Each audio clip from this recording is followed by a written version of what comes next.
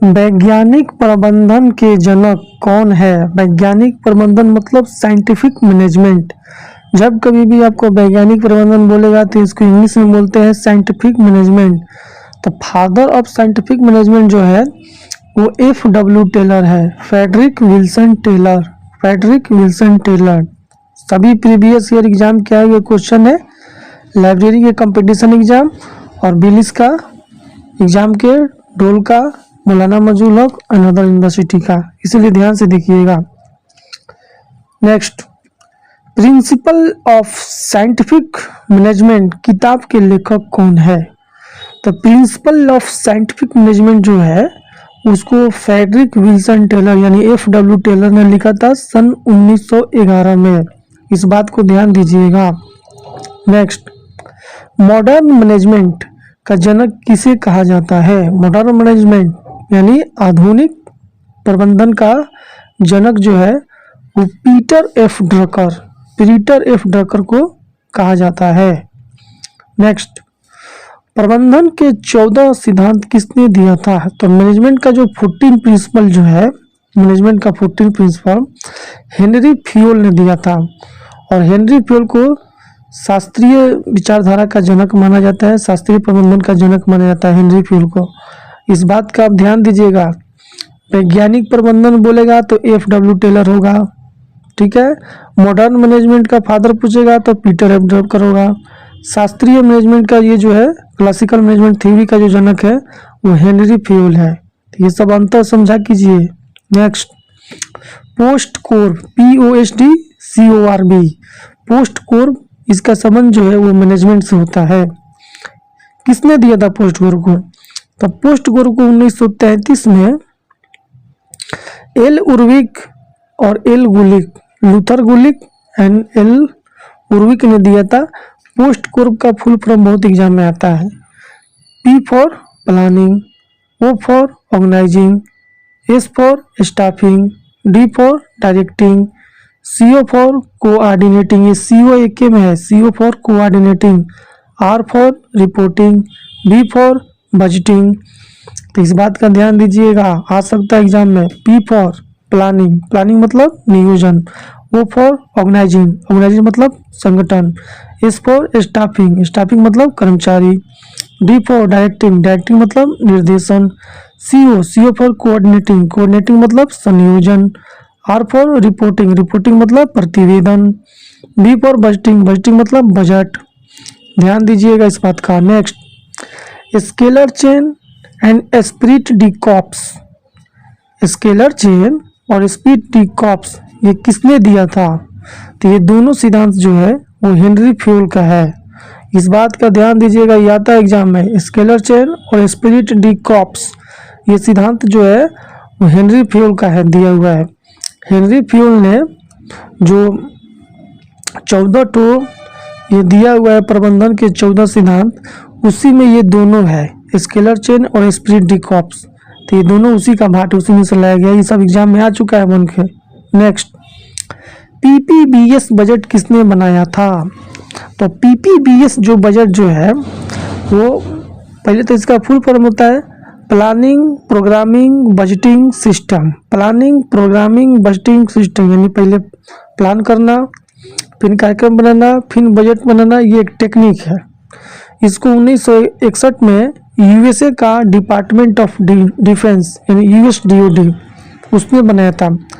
US का जो department of defence है उसको पेंटागन बोलते हैं, पेंटागन, याद रखिएगा। Next,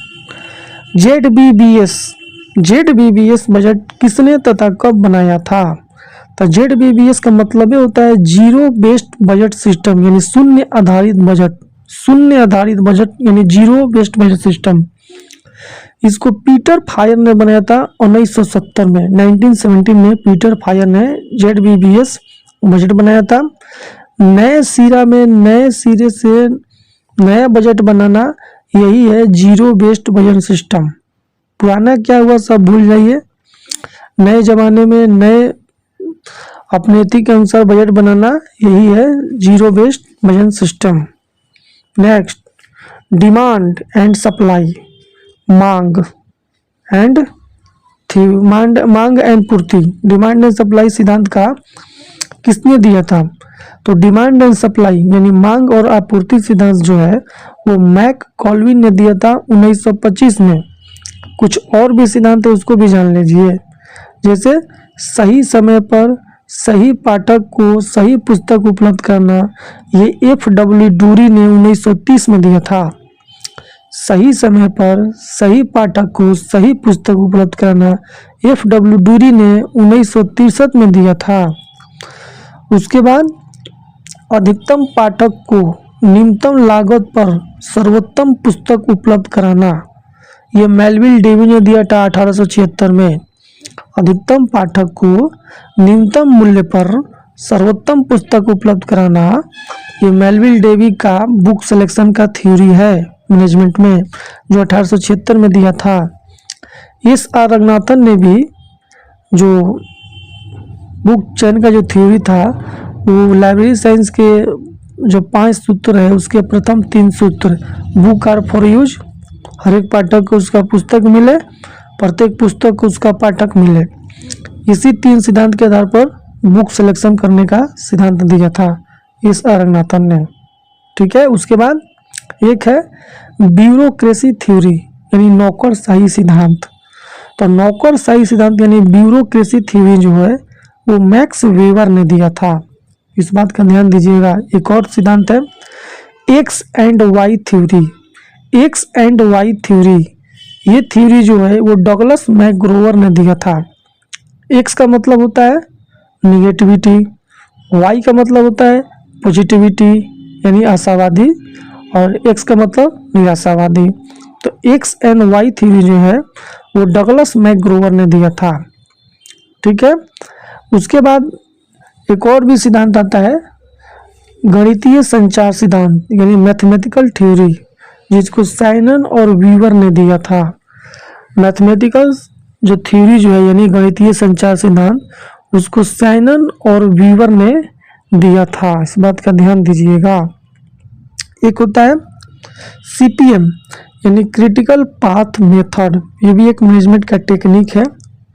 CPM critical path method जापानी टेक्निक है ये। उसके बाद एक PERT है PERT, program evolution review technique. Program evolution review technique यानी PERT, इसको यूएस का नेवी ने दिया था। ये भी एक मैनेजमेंट टूल है, मैनेजमेंट का एक टूल है PERT। तो ये सब आ सकता है 1970 में यूएस का नेवी ने दिया था PERT CPM। एक और है TQM total quality management, TQM यानी टोटल क्वांटिटी मैनेजमेंट, ये भी जापानी लोगों ने दिया था। और ये 2 थे, TQM जो था डेविंग एंड जुरान ने दिया था TQM को, डेविंग एंड जुरान ने TQM यानी टोटल क्वांटिटी मैनेजमेंट दिया था। नेक्स्ट, MBO को किसने तथा कब बनाया था? MBO भी एक मैनेजमेंट से ही संबंध रखता है। MBO का मतलब होता है मैनेजमेंट बाय ऑब्जेक्टिव। MBO का फुल फॉर्म होता है मैनेजमेंट बाय ऑब्जेक्टिव। तो MBO को 1954 में दिया था, पीटर F. ड्रकर ने दिया था। और पीटर F. ड्रकर को मॉडर्न मैनेजमेंट का जनक मानते हैं, इस बात का ध्यान दीजिएगा। Next, practice of management book का राइटर कौन है? तो प्रैक्टिस ऑफ मैनेजमेंट बुक का जो लेखक है वो भी पीटर F. ड्रकर ही है, जो 1954 में ये बुक लिखे थे। अगर आप मौलाना नजरुल हक यूनिवर्सिटी से BLIS यानी बैचलर ऑफ लाइब्रेरी साइंस या डोल डिप्लोमा ऑफ ओरिएंटल लाइब्रेरियनशिप का कोर्स कर रहे हैं तो उसके लिए ये गाइड और नोट्स जरूर लें। लाइब्रेरी साइंस नोट्स, इस नोट्स में ऑब्जेक्टिव और सब्जेक्टिव यानी क्वेश्चन आंसर दोनों है। इसी नोट्स को मौलाना नजरुल हक यूनिवर्सिटी के BLIS और डोल कोर्स के एग्जाम के लिए ही बनाया गया है। और इसी नोट्स में से जितना भी प्रीवियस ईयर एग्जाम हुआ है सब उसी एग्जाम का इसी नोट्स में से आया हुआ है।